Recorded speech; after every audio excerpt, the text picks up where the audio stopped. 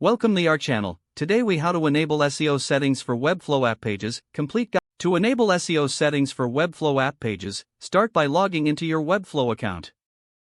Navigate to the project dashboard for the site you want to optimize. Click on the specific page you wish to edit within the Pages panel. Locate the SEO settings section in the Page Settings tab. Begin by entering a descriptive title in the title field. Make sure to keep the title under 60 characters for optimal search engine results.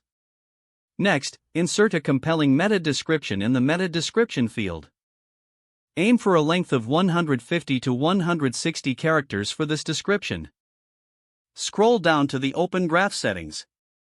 Provide an engaging Open Graph title that reflects your content. Add an Open Graph description to enhance sharing on social media platforms. Select an appropriate Open Graph image that represents your page topic. Now, focus on the additional SEO settings at the bottom of the page settings. Ensure the Hide from Search Engines option is unchecked to allow indexing. You can also set a canonical URL if duplicate content is present. Next, if necessary, implement structured data by adding custom code in the page settings.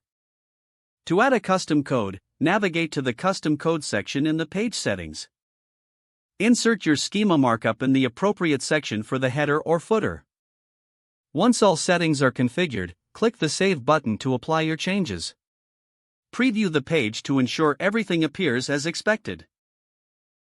Finally, publish the site to make your SEO settings live. If the page does not load, refresh the browser or try again in a private or incognito window. Make sure you are using the correct email address, then retype it carefully to avoid small typos. If your password is not accepted, use the reset option and create a new strong password you can remember. Check your spam folder for verification or security emails, then complete any requested confirmation steps. Enable two-factor authentication if available to improve account security and reduce unauthorized access risk. After signing in, review your profile details so your contact information and settings are accurate and current.